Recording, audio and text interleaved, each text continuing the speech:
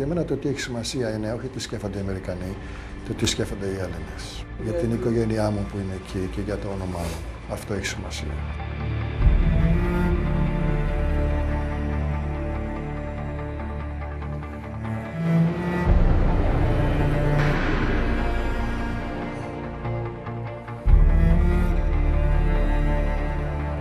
He said that he wanted to kill his wife. He wanted her dead. He's a murderer. Είναι δολοφόνο. He's a murderer, yeah.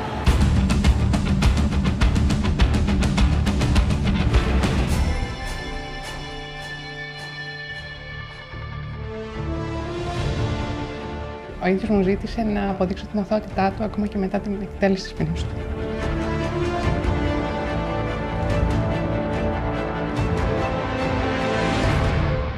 Κινδυνεύει να εκτελεστεί ένας Έλληνας, ο οποίος μέχρι και την τελευταία στιγμή ουρλιάζει για την αθωότητά του.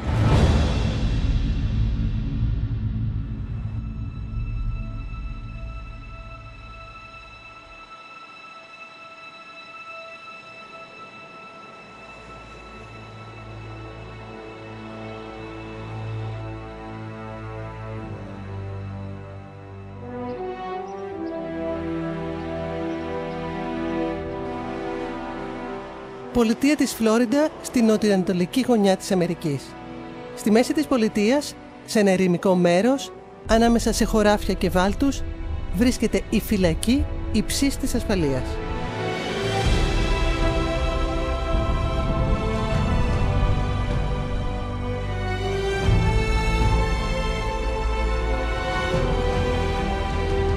Εδώ βρίσκεται και η πτέρυγα των θανατοποινητών και ο μοναδικός θάλαμος εκτελέσεων σε όλη την πολιτεία.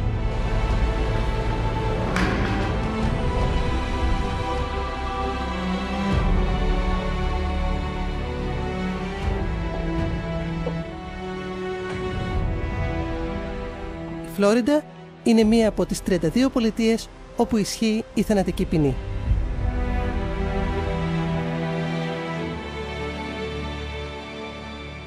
Εδώ κρατείται και ο μοναδικός Έλληνας θανατοποινήτης.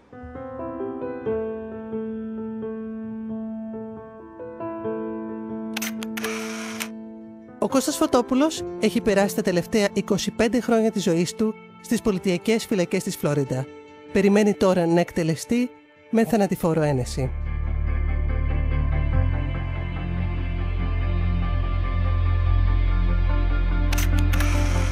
Ελάχιστες υποθέσεις έχουν συγκλονίσει την Αμερική όσο η σκοτεινή και περίπλοκη υπόθεση του Κωνσταντίνου Φωτόπουλου.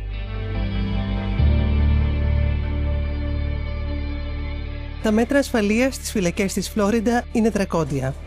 Ο Φωτόπουλος φτάνει στο ειδικό δωμάτιο της φυλακής φορώντας μια πορτοκαλί μπλούζα.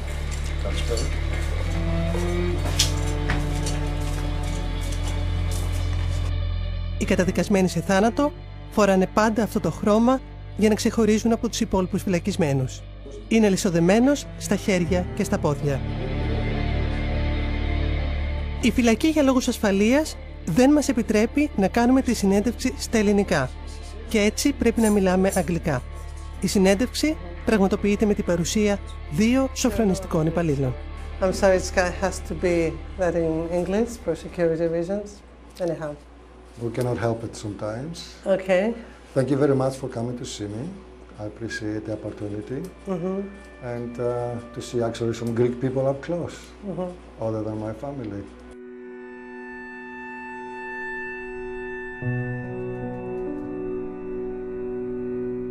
Η ιστορία του Φωτόπουλου ξεκινά αρκετά χρόνια πριν, όταν σε ηλικία 18 χρόνων αποφάσισε να φύγει για την Αμερική για να σπουδάσει αεροναυπηγική. Ο πατέρας του δούλευε για χρόνια στην Ολυμπιακή και ο Φωτόπουλος ήθελε να ακολουθήσει τα βήματά του. Start from the beginning. How come when you came to the States? What made you Well, I come came here? to the United States so I can go to college, as most Greek young people do. And I did go to college. I got my bachelor's degree from Louis University, aircraft maintenance management, aeroplanes. And then I came down to Daytona Beach and I got my master's degree from Embry-Riddle Aeronautical University. And then I got married and I stayed here. Not according to plan, but sometimes life throws you little curveballs. And how come you decided to come to the States and not stay in Greece?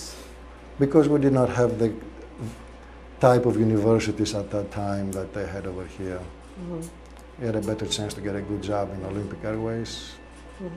That was the plan, to go back and work for Olympic.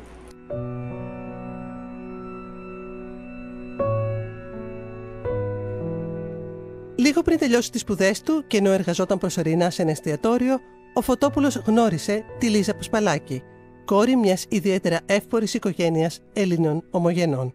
You met her here in the community, the Greek community? In Daytona Beach, yes. I was introduced to her by another Greek family.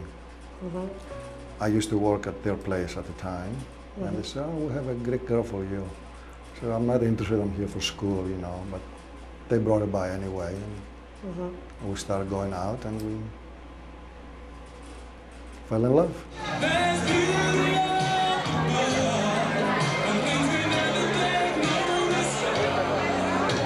Βλέποντας αυτό το βίντεο του γάμου τους, το 1984, κανείς δεν θα μπορούσε να προβλέψει τι θα ακολουθήσει.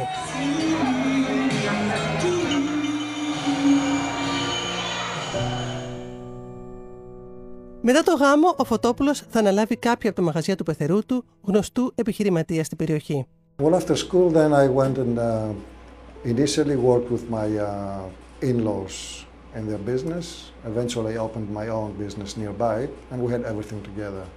And what was the business about? It was in Daytona, so it was a tourist attraction, video games and stuff like that. People come in and play. And then you had your own business which was similar to that? It was similar to that on the same spot on the boardwalk.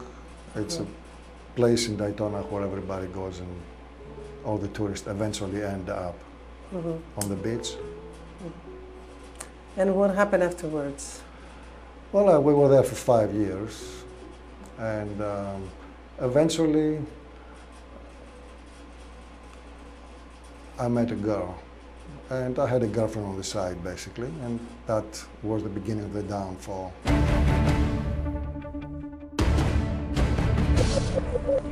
«4 Νοεμβρίου του 1989. Στις 5 το πρωί, ένας πυροβολισμός κάνει το Φωτόπουλο να πεταχτεί από το κρεβάτι. Στο μαξιλάρι δίπλα του υπάρχει αίμα. Κάποιος έχει μπει στο σπίτι και έχει πυροβολήσει τη Λίζα στο κεφάλι. Ο Φωτόπουλος αρπάζει το πιστόλι που έχει πάντα κάτω από το κρεβάτι τους. Πυροβολεί επανειλημμένα προς τη μεριά του δράστη. Ο 19χρονος πέφτει νεκρός. Από θαύμα η Λίζα επιζεί. Ο Φωτόπουλος θεωρείται ο ήρωας του σπιτιού. Έχει καταφέρει να σκοτώσει τον δράστη που πυροβόλησε τη γυναίκα του. Σύντομα όμως όλα θα αλλάξουν.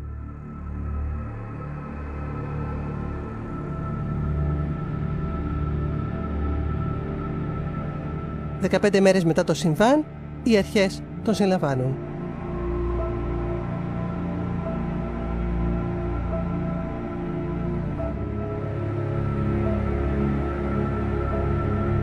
Μία 20χρονη κοπέλα έχει συλληφθεί και έχει ομολογήσει εναντίον του.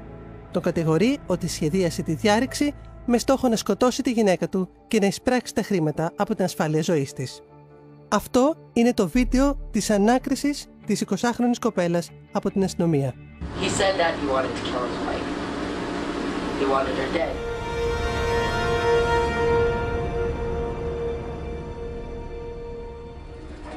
He wanted it done. He couldn't stand her anymore because all she kept talking about is where you going, what are you doing, etc., etc. She stuck like glue. And he couldn't stand it anymore. Το όνομα της κοπέλας είναι Dietrich Hunt και όπως αποδεικνύεται είναι ερωμένη του Φωτόπουλου.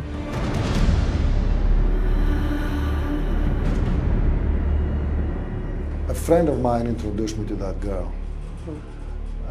She was working for us. And he made a deal with her that he will have sex with her for pay the rent on her house. But he could not afford it by himself, so he introduced me to the deal. To be completely honest, I always had a mistress. Dietrich Hunt was not the first one. I would change them every 6 months. I don't know why, that's the way I was that did not diminish my life or my wife at all. But it's something that gave me something to do, make life a little bit different.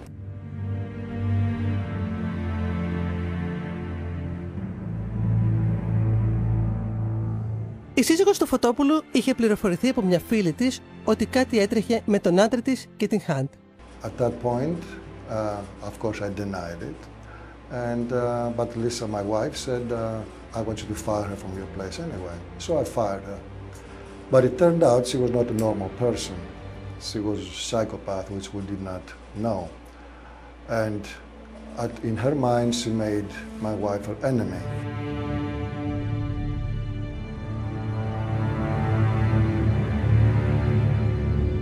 Κατά την απολογία της, η Hunt λέει στους αστυνομικούς να ψάξουν το σπίτι του Φωτόπουλου. Στο γκαράζ του σπιτιού, οι αστυνομικοί ανακαλύπτουν μια σοκαριστική βιντεοκασέτα.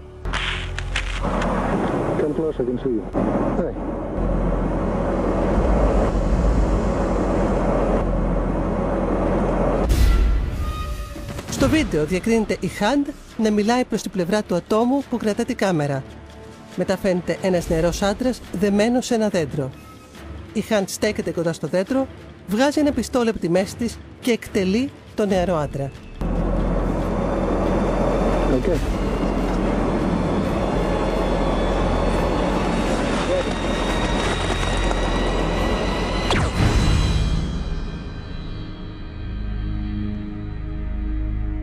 Η Hunt λέει ότι ο άνθρωπος που βιντεοσκοπούσε ήταν ο Φωτόπουλο. He was going to tie Kevin to the tree. He gave me a 22 with a silencer on it. So his hands were behind his back. And he tied his hands together, and he tied them around his waist. And he walked to the left, and he said, "Take the 22 and shoot him." I shot him. How many times did you shoot him? I shot him 3 times in the chest and once in the head. In the left-hand temple. I shot him right here. At a close range? Yes.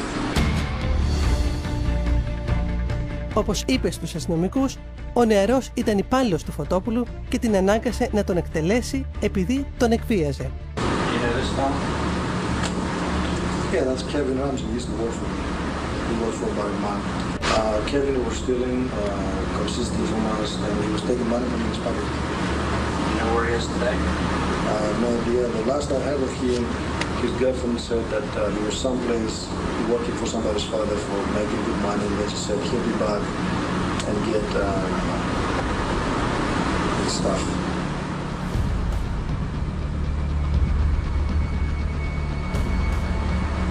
What's this? That's Kevin today. What's left of him?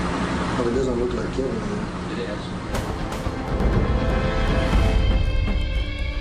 You were accused of these murders and they have found some evidence in your garage. What would you say about that? Before anything happened,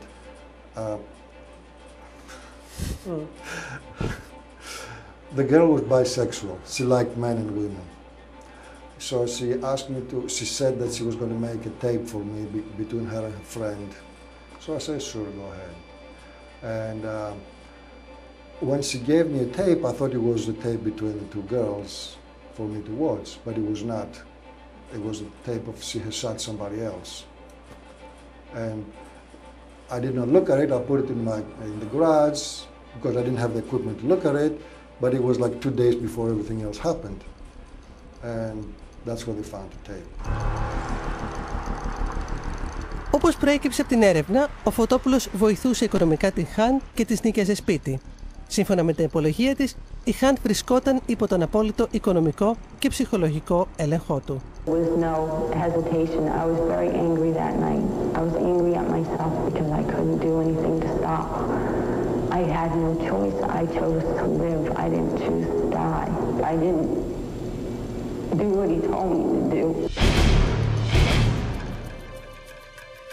Η έρευνα των αστυνομικών δεν αποκαλύπτει μόνο τη βιντεοκασέτα. Κρυμμένα στο σπίτι αλλά και στο κήπο του Φωτόπουλου υπάρχουν πολλά όπλα. And the guns and everything? Well, the guns were mine, but they were outside. And she knew where they were because we go shooting all the time. And I didn't know they would take it away. Apparently she took and put it back in again. Why did you like the guns and go out shooting? I collected many guns. I had like 30, maybe 35 of all kinds and types. I had a best friend who he had special license to manufacture weapons. He did it as a hobby. So that's how I started into guns. You know, he had a license, we started doing it legal, and he started storing them in my house. And then I started buying them from him because I buy them cheap. But it was a hobby. I had all kinds, pistols, rifles, military guns, everything.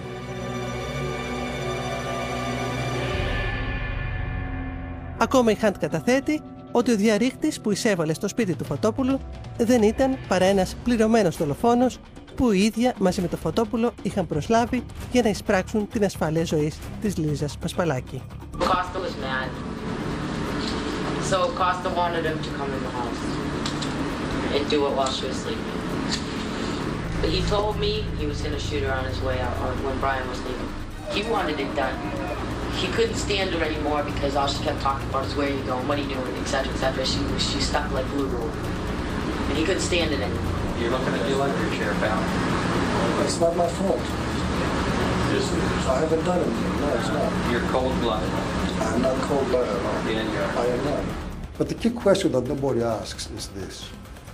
If I was involved and I wanted my wife dead for the money, as they said, why didn't my wife survive that night?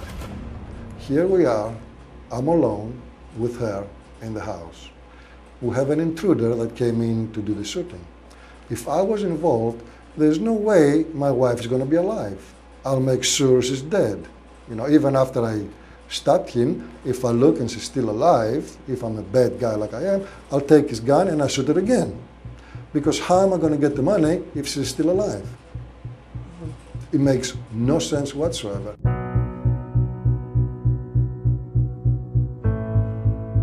Η δίκη του Κώστα Φωτόπουλου ξεκινά τον Οκτώβριο του 1990.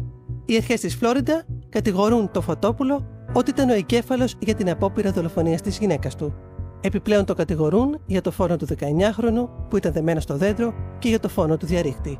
Σύμφωνα με τον εισαγγελέα, ο Φωτόπουλος ασκούσε απόλυτο έλεγχο πάνω στην ερωμένη του την Hunt. Βασικό στοιχείο ήταν η βιντεοκασέτα που βρέθηκε στον γκαράζ του.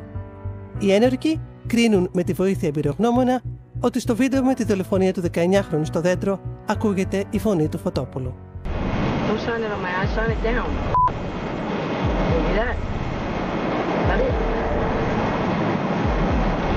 Come close, I can see you.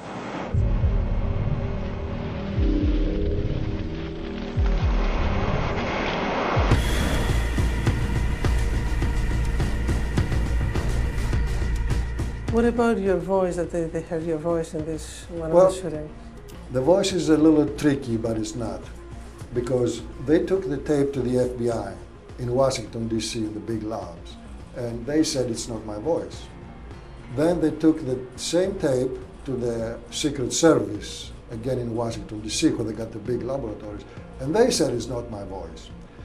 Then they came down here, they went to NASA, they came out of NASA, they didn't tell us what they did there, and then they sent the tape to somebody they paid, and he said he identified my voice based on two words, A and OK, which experts say you need at least 25, 30 words to identify a voice. In other words, they paid somebody to say it's my voice, a special doctor. If the truth comes out, and I can be vindicated, I don't mind if I die the next day.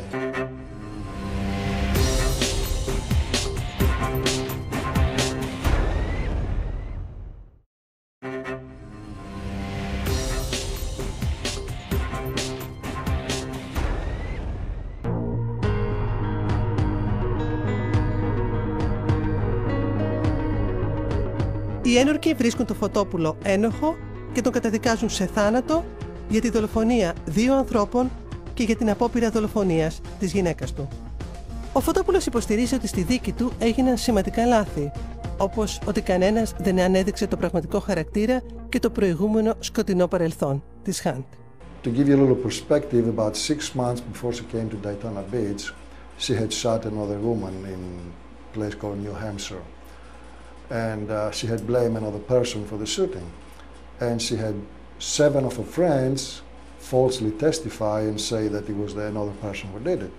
The other person was arrested, it went to trial, but the person she shot did not die. So at trial, she said, well, that's not the one who shot me, it was somebody else. So now they found out that everybody was lying and she had convinced her friends to lie about her. 6 months later, anyway, so she was not a normal person, she was some kind of, psychopath, but it was well hidden, we did not know. So while she was my mistress, I was taking good care of her. I rented her a car, paying for the apartment, clothes, money, everything. When my wife asked me to fire her, I told her, well, you have to go because my wife knows about us. She doesn't know, but she suspects, but I have to fire you. Apparently, she took it as a threat to her way of life, because before that, she did not have anything. She was just, living from hand to mouth. And she started in a plot, figuring if she can get rid of my wife, that we'll be together again. Anyway, that plot failed because when the person came into the house to shoot my wife, I stopped him by killing him. And, but when she got arrested, she said, well, I made her to do everything she did.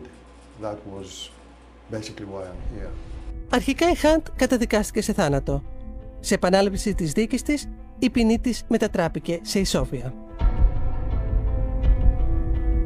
Το καλοκαίρι του 2000, οι δημοσιογράφοι του Αλφα, Γιώργος Κουρδής και Νίκος Αγγελίδης, είναι οι πρώτοι που ταξιδεύουν στη Φλόριντα και συναντούν από κοντά τον 40χρονο τότε Φωτόπουλο στις φυλακές υψής της ασφαλείας της Φλόριντα.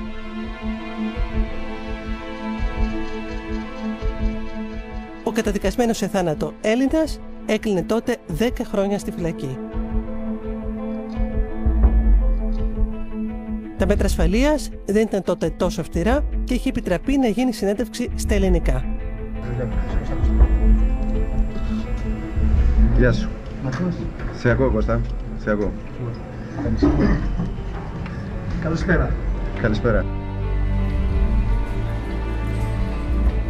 Θέλω μια ευκαιρία να παρουσιάσω τα στοιχεία μου μπροστά σε καινούριους ενόρκους.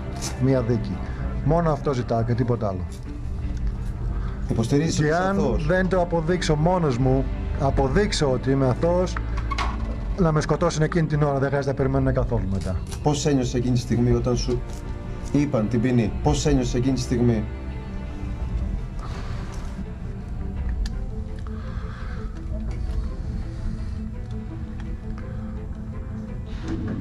Σακ είναι το μόνο που μπορώ να σας πω. Δεν μπορώ να βρω τα λόγια να το εξηγήσω. Και δεν το πίστευα κιόλας. Αυτό ένα άλλο λέω, κάποιο λάθος θα έχει γίνει, δεν μπορεί.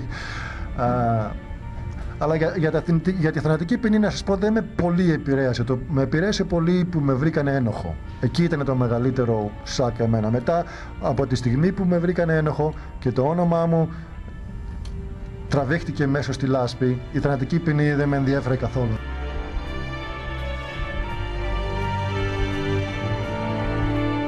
Τα έχεις κάνει όλα αυτά? Το μόνο πράγμα που έχω κάνει είναι πυροβόλησα τον άνθρωπο που μπήκε στο σπίτι μου. Από την πρώτη στιγμή, ο Φωτόπουλος αρνιόταν ότι σχεδίασε να σκοτώσει τη γυναίκα του με στόχο να εισπράξει $700.000 από την ασφάλεια ζωής της. Και αυτό είναι ψέμα, γιατί η ασφάλεια ζωής ήταν μόνο $250.000. Πρώτον, αυτή είχε ασφάλεια και εγώ είχα ασφάλεια. Η ασφάλεια ζωής ήταν $250.000. Τα μισά από αυτά τα έπαιρνε ο αδερφός της. Δηλαδή, για να σκοτώσω εγώ τη γυναίκα μου, το μόνο που μπορούσα να πάρω ήταν 100... πόσα είναι? $150.000, ούτε, $127-130.000, τα οποία είναι τίποτα.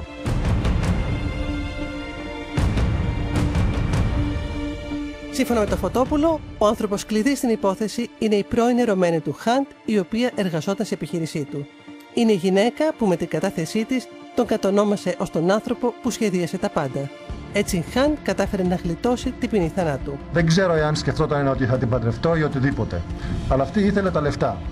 Αυτό ήθελε. Και ο μόνος τρόπος να δει τα λεφτά είναι μαζί μου.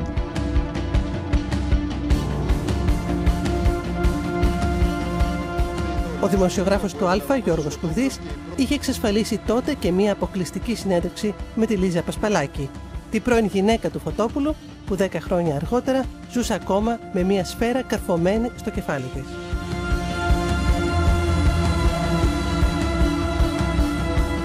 Το δικαστήριο στην Αμερική έγινε. Τελείωσε. That's it. Δεν έχει το δικό μου την πλευρά και του άλλου. Ήθελε να σας σκοτώσει ο κόσμος. Yes. Για ποιο λόγο? Για λεφτά. Για τα λεφτά. Yeah. He's a murderer. Είναι δολοφόνος. He's a murderer, yeah. Στο πλευρό της κόρης της ήταν και η μητέρα της, Μέρη Πασπαλάκη, η οποία σήμερα δεν βρίσκεται στη ζωή.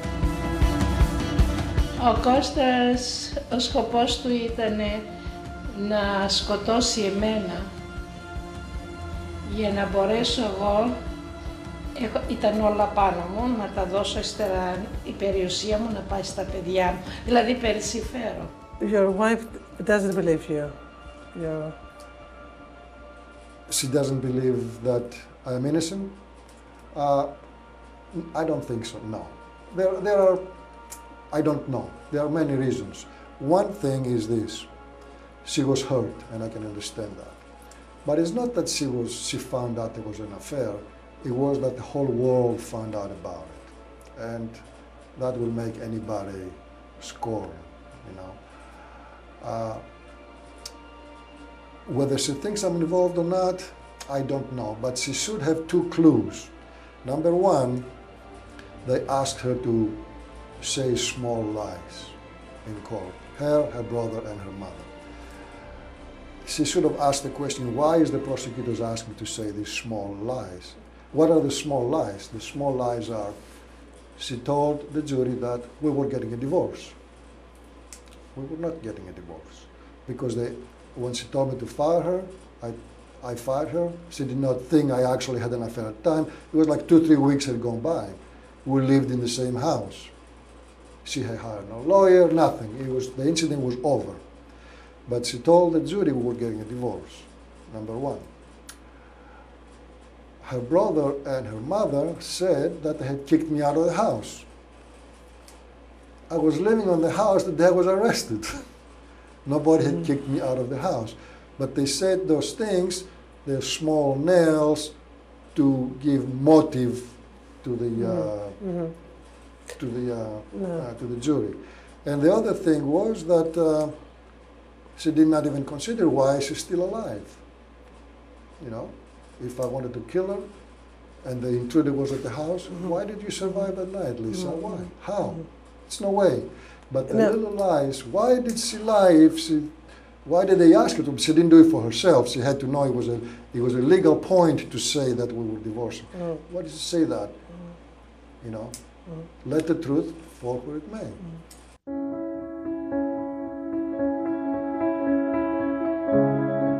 Από την πρώτη στιγμή, στο πλευρό του Φωτόπουλου βρέθηκε η οικογένειά του που ζει στην Ελλάδα. Η αδελφή του συχνά τον επισκέπτεται στη φυλακή και είναι αυτή που δίνει αγώνα ώστε να αποτραπεί η εκτέλεση του αδελφού της. 15 χρόνια πριν, η αδελφή του Κώστα είχε μιλήσει στο δημοσιογράφο Γιώργο Κουρδή. Όλα αυτά τα χρόνια εμείς παλεύουμε γιατί πιστεύουμε ότι είναι αθώος. Είναι αθώος, αυτό είναι σίγουρο. Και παλεύουμε για μια καινούρια δίκη. Για να αποδείξουμε την αθωότητά του. Ο ίδιος μου ζήτησε να αποδείξω την αθωότητά του ακόμα και μετά την εκτέλεση της ποινής του. Να συνεχίσετε. Ναι. Φοβάται ότι μπορεί να μην γίνει τίποτα. Ναι. Αλλά μου ζήτησε εγώ να συνεχίσω. Και θα συνεχίσω. Κατά τη διάρκεια των πρώτων 10 χρόνων της κρατησής του, ο Φωτόπουλος δεν κατάφερε να δει ούτε μία φορά τους γονείς του, που ποτέ δεν σταμάτησαν να πιστεύουν στην αθωότητα του γιού τους. Είναι λίγο να πω ότι είναι δραματικά τα χρόνια αυτά που έχουμε περάσει Γιατί εάν ξέραμε ότι είχε κάνει κάτι το παιδί μας, είναι παιδί μας, θα το υπερασπιζόμασταν. Αλλά όταν ξέρουμε ότι δεν έχει κάνει κάτι, είμαι σίγουρη ότι είναι αθώο το παιδί αυτό. Πιστεύω στο Θεό και στην Παναγία, όπως και η γυναίκα μου, ότι θα βρεθεί κάποιο φως στο τούνελ που λέμε. Κάτι θα βρεθεί να αποδείξει, γιατί έχουν βρεθεί στοιχεία. Αρκεί να τα εκτιμήσουν καλά οι δικαστές. Η συγκίνησή του για την οικογένειά του δεν κρύβεται ούτε σήμερα. What about your family? Do they believe you? Do they trust you? I have been the luckiest person in the world when it comes to family. They have given up everything to be with me. My mother, my father, my sister, and they suffer more than I do because I'm here. And that is one of the biggest problems that I have. I would have been a lot happier if they didn't care about me, live their life nice and happy and take care of themselves. But they are in prison because I'm in prison. They suffer because I suffer. And there is no words I can say to express my gratitude and thanks for that.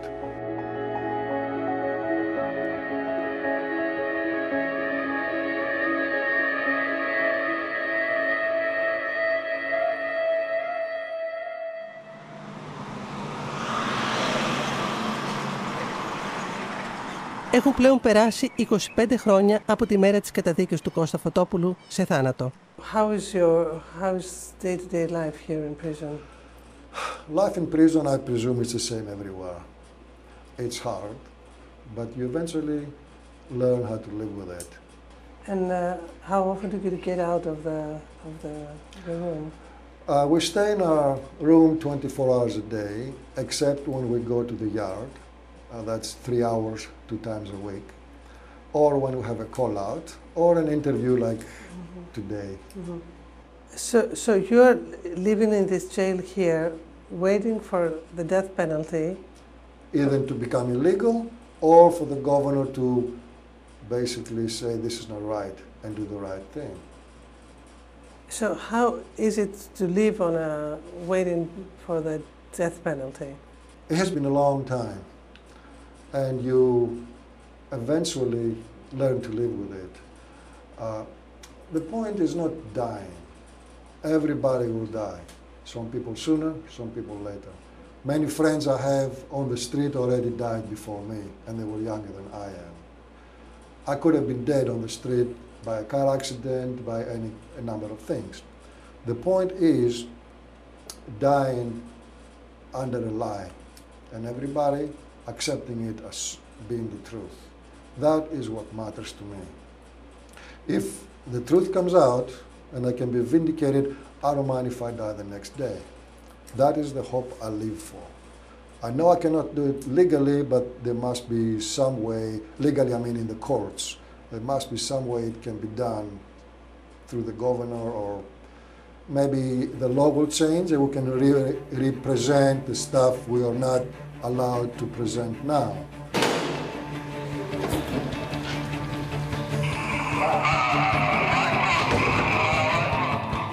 Κινδυνεύει να εκτελεστεί ένας Έλληνας, ο οποίος μέχρι και την τελευταία στιγμή ουρλιάζει για την αθωότητά του. Ο Μάνος Αθανασίου είναι ένας από τους δικηγόρους του Κωνσταντίνου Φωτόπουλου. Ο Αθανασίου ανησυχεί πως ο χρόνος εκτέλεσης του Φωτόπουλου μπορεί πλέον να είναι πολύ κοντά.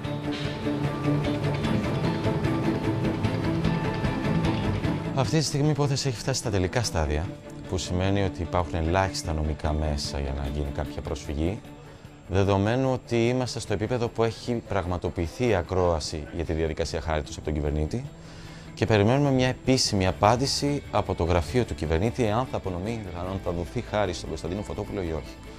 Είναι βασικό να σημειώσουμε ότι δεν έχει δοθεί ποτέ χάρη από κυβερνήτη της Φλόριδας κατάδικο, ο οποίος έχει καταδικαστεί για εγκλήματα και έχει καταδικαστεί σε θανατική ποινή. Πρέπει να σημειώσω επίσης ότι από τη στιγμή που θα υπογράψει ο κυβερνήτης το ένταλμα εκτέλεση του Κωνσταντίνου Φωτόπουλου, θα πρέπει να θεωρήσουμε σχεδόν δεδομένο ότι όντως πραγματικά θα εκτελεστεί. Το προηγούμενο Μάιο, ο Φωτόπουλος πέρασε από ακρόαση για την απονομή χάριτος. Η απόφαση δεν έχει πάρθει ακόμα. Επί της ουσίας είναι τρεις, αν θέλετε, υψηλόβαθμοι δημόσιοι λειτουργοί που πήγαν και συνάντησαν τον κύριο Φωτόπουλο και έκαναν αυτό το interview, αυτή τη συνέντευξη τον προηγούμενο Μάιο και δεν έχουμε λάβει ακόμα νέα της απόφασης. Που σημαίνει ότι ο χρόνος που περνάει είναι εναντίον μας. Που σημαίνει ότι κάποια στιγμή θα πάρθει μια τέτοια απόφαση και εμείς θα πρέπει απλά να παραδοθούμε σε ένα μαραθώνιο ενάντια στον χρόνο, ώστε να μπορέσουμε να τον σώσουμε. Θα είναι όμως εξαιρετικά μικρές οι πιθανότητες. Η χάρη μπορεί να δοθεί μόνο από τον κυβερνήτη. Δεν είναι πια, επειδή έχω ζητήσει και ο ίδιος προσωπικά παρέμβαση υψηλόβαθμων πολιτικών στελεχών στην Ελλάδα αλλά και στο εξωτερικό, η χάρη δίνεται μόνο από τον κυβερνήτη. Και η χάρη μπορεί να δοθεί για πολύ συγκεκριμένους λόγους.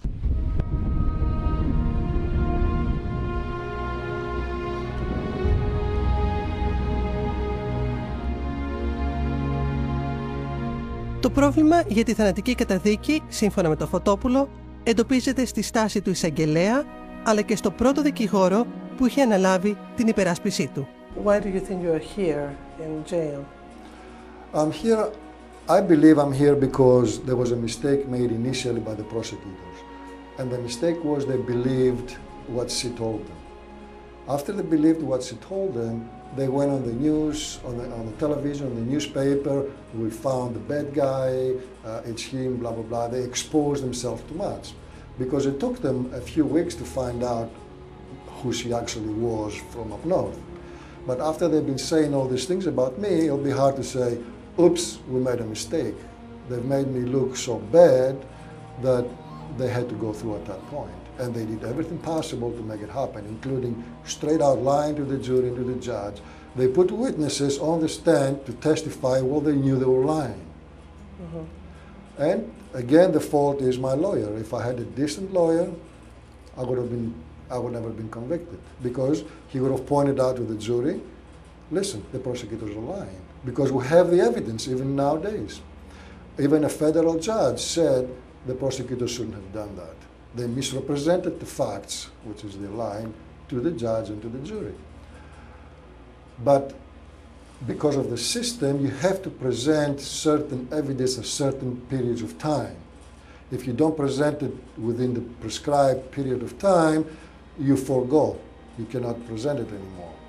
And that has been my biggest problem. I have a ton of evidence now. If the prosecutors did not have immunity, we can put them in prison for that. But the courts say, well, you should have presented at the time. 6 months after I got convicted, my lawyer became a prosecutor. He got a job as a federal prosecutor, number one.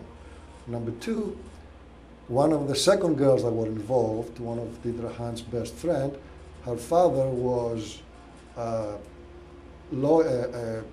public defender in Daytona Beach. A public defender is the opposite of the prosecutor, but they work in the same office for people who have no money. In other words, they know each other. And it doesn't take much you don't even have to say anything if you know somebody, you say, hey, save my daughter. Forget the Greek, you know.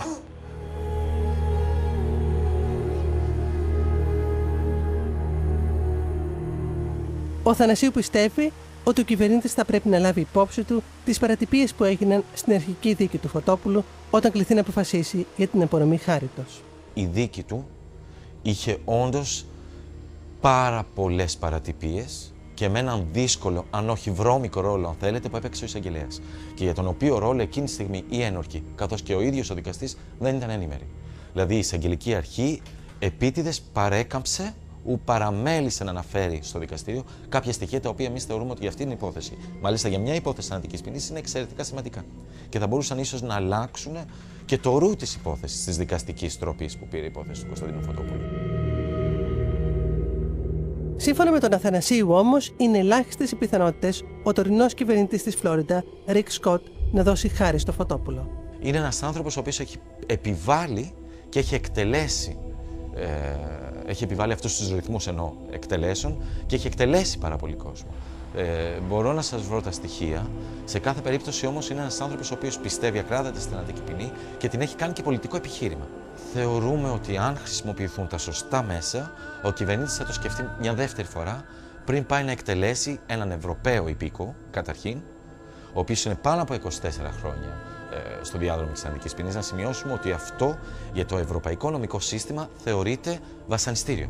Δεν ζητάμε την αθώωσή του, δεν ζητάμε να μεταφερθεί στην Ελλάδα, ζητάμε απλά να μην εκτελεστεί ένας άνθρωπος για τον οποίο υπάρχουν σοβαρές αμφιβολίες για τη δικαστική, αν θέλετε, διαδικασία η οποία τον οδήγησε στη θανατική ποινή. Are you afraid of this lethal injection? Are you afraid of? I don't live in fear, because if you live in fear, you're already dead.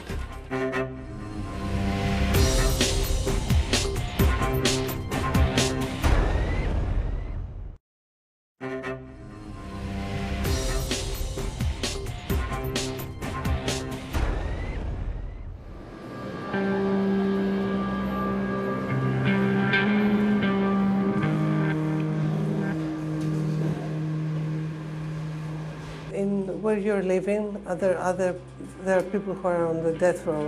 Yes. And have they been executed, some of the people that you know? Yes, quite a few over the years. People I've known, people I've just met, and it's always hard to see somebody go. They did execute a friend of mine a few months ago.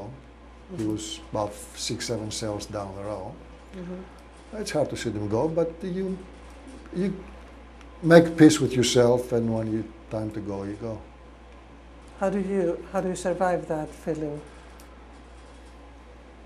You say, well, I'm still here, and every day I'm here, there's always hope. Because you have to make friends, but you also have to keep a distance from your friends. Because if you're too attached, then when somebody goes, because eventually everybody's going to go, then it hurts too much. So you try not to make friends, you just make acquaintances. Do you believe people change or can change? Well, you mean individual people will eventually grow and change, but people always start on the same spot. If they want to change, they can change, yes. Because you said about the inmate that is next to you that it's just a small mistake that can change your life. I'm not saying him, I'm saying everybody. Yeah. Anybody could make a small mistake. One second of your life could change your entire life. It could be a mistake, it could be an accident. But then you're identified by that mistake that only took a minute or maybe less for the rest of your life. Everybody forgets who you were before or who you became after that one particular moment. And it could be anything. You could shoot somebody by accident, you could hit somebody with your car. The particular situation is irrelevant. It's the one moment that can change your life. It could be a mistake or it could be intentional. What do you learn in the death row section of the? Is something you learn there? You learn that life is very precious and it can go anytime. So you try to live every day you can as best as you can. Enjoy it even in these circumstances. So you try to do things to better yourself, even though you know that it's going to be to waste because they're going to kill you eventually. But if you better yourself even for one day, you're a better person for one day, and that's what matters. Many innocent people have been executed. That's why the death penalty is the wrong way to have justice done. You never know who's innocent, you never know who's guilty. And no matter how careful you are, eventually innocent people will die. Because nobody's perfect. You're dealing with human beings. And every person has their own interest, they have their own little demons, they have their own little reasons for doing what they're doing. But somebody pays the price.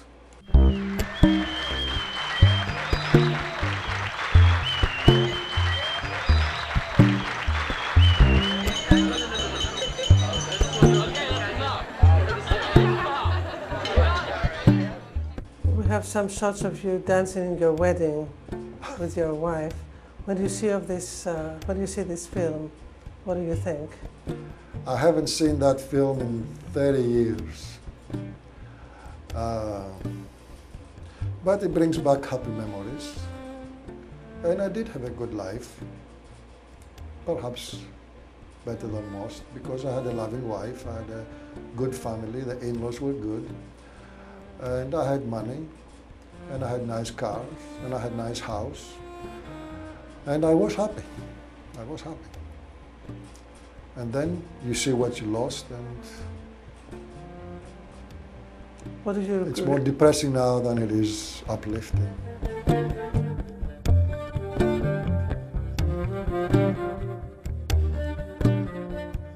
And what do you regret the most?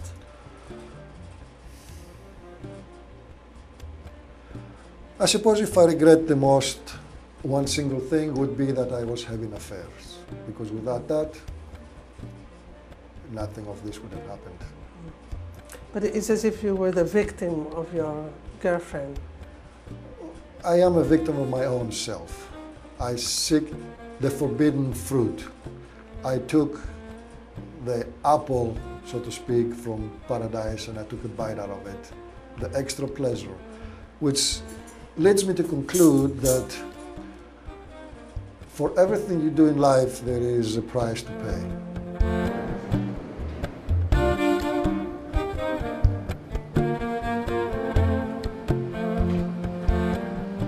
If those mistakes haven't happened, what your life would be, you think?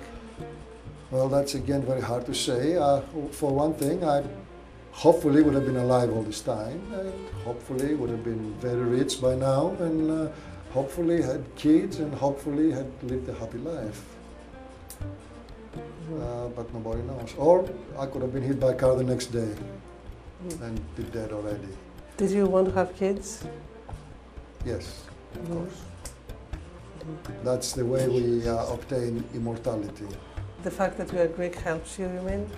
It helps me because I grew up in a culture that gives you strength. At least that's the way I feel. It gives you strength and fortitude. As Greeks, we always had the strength to do anything. We conquered the world at one time. We don't let things stop us. When we put our mind into something, we're going to keep at it until we get it done.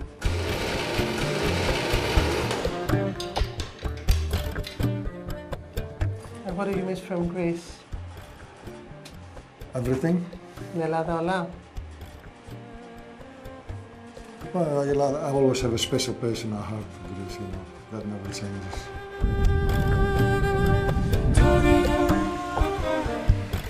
Τι άλλο σου λείπει απ' έξω πιο πολύ? Ελευθερία, you know.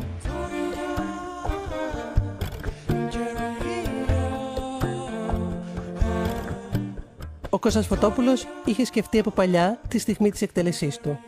Τη στιγμή που θα τον οδηγήσουν στην αίθουσα του θανάτου. Λιγάκι το έχω σκεφτεί. Πού και πού, λέω, όταν το μόνο που θέλω να κάνω είναι να έχω τη δύναμη να περπατήσω εκεί χωρίς δισταγμό.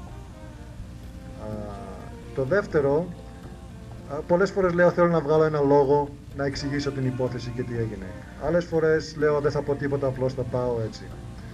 Αλλά δεν φαίνεται, δεν το αισθάνομαι σαν πραγματικότητα. Ο Φωτόπουλος τελειώνει αυτές τις μέρες το βιβλίο που γράφει για την υπόθεσή του. Are you afraid of this lethal injection? Are you afraid of dying? No, because as far as death goes, you just go to sleep. So I'm afraid it's going to happen. It probably will. Maybe, maybe not. Nobody knows the truth. I mean, nobody knows the future. So I don't live in fear, because if you live in fear, you're already dead. Ευχαριστώ πάρα πολύ. Εγώ σας ευχαριστώ.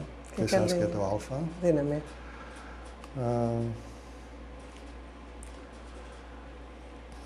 Είμαι πολύ τυχερός που είμαι Έλληνας, γιατί καταλαβαίνετε πώς είναι η κατάσταση εδώ. Και εσείς σαν Έλληνες προσπαθείτε να βοηθήσετε έναν Έλληνα με το να δείχνετε την αλήθεια στον υπόλοιπο ελληνισμό. Γιατί εμένα το τι έχει σημασία είναι όχι τι σκέφτονται οι Αμερικανοί, το τι σκέφτονται οι Έλληνες. Για την οικογένειά μου που είναι εκεί και για το όνομά μου. Αυτό έχει σημασία.